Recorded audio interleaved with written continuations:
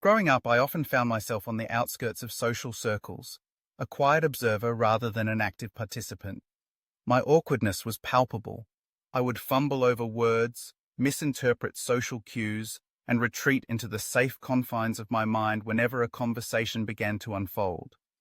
Each encounter felt like a high-stakes game of chess where I was perpetually outmatched, struggling to anticipate moves that everyone else seemed to navigate with ease. I watched my peers effortlessly engage, their laughter ringing out like music, while I stood frozen, an outsider yearning to join the symphony.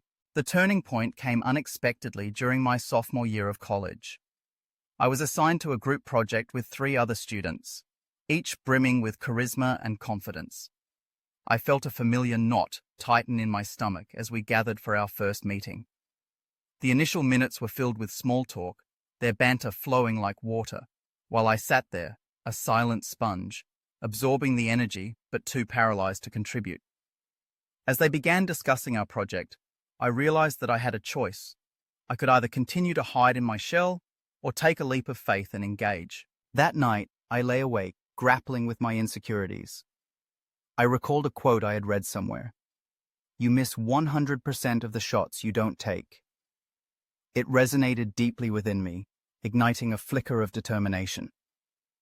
I decided then and there that I would not let my shyness dictate my college experience. I began to devise a plan to transform my social interactions, starting with small, manageable steps. The first technique I adopted was the art of active listening. I realized that engaging in conversation didn't always require me to be the center of attention. Instead, I could focus on others. I practiced maintaining eye contact, nodding, and asking open-ended questions. This not only took the pressure off me, but also allowed me to connect with others on a deeper level. During my next meeting with the group, I made a conscious effort to listen intently. I found that when I asked thoughtful questions about their ideas, it opened the floodgates of conversation. My peers responded positively, and I began to feel a sense of belonging. Encouraged by this initial success, I ventured into the realm of body language. I learned that nonverbal cues could significantly impact how others perceived me. I started to stand a little taller, smile more often, and use gestures that conveyed openness and enthusiasm. It was fascinating to see how these small adjustments transformed the dynamics of my interactions. People began to gravitate toward me, responding to the confident energy I was projecting. I felt a shift within myself. I was no longer just a passive participant, but an active contributor to the conversations around me. As the weeks turned into months, I sought opportunities to practice my newfound skills. I joined clubs and organizations on campus, pushing myself to engage with diverse groups of people. One evening, I attended a networking event, my heart racing as I entered the crowded room. I reminded myself of the techniques I had been honing. I approached a small group, introduced myself, and asked about their interests.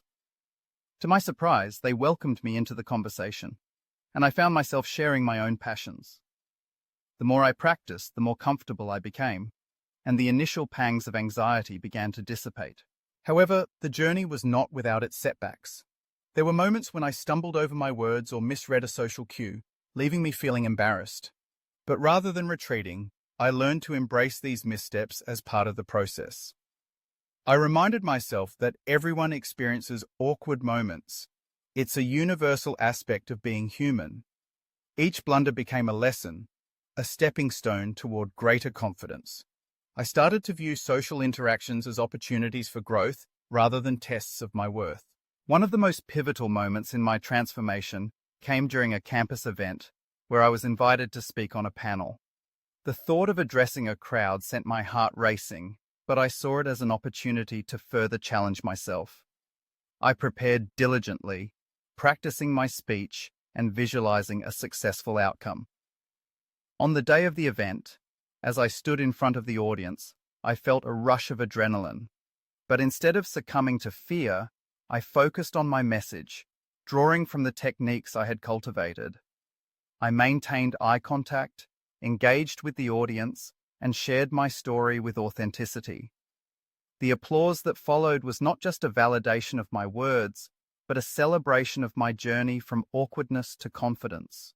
Reflecting on my transformation, I realized that confidence is not a fixed trait, but a dynamic state that can be cultivated through practice and perseverance.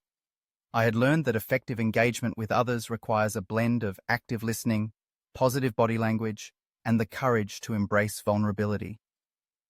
Each interaction became a canvas where I could paint my personality, connect with others, and celebrate the beauty of human connection. As I look back on my journey, I am grateful for the challenges that once felt insurmountable. They shaped me into a person who can navigate social interactions with ease and grace. Today, I approach conversations with a sense of excitement rather than dread, eager to learn from others and share my own experiences. I've come to understand that confidence is not about being perfect. It's about being authentic and open to the possibilities that arise in each interaction.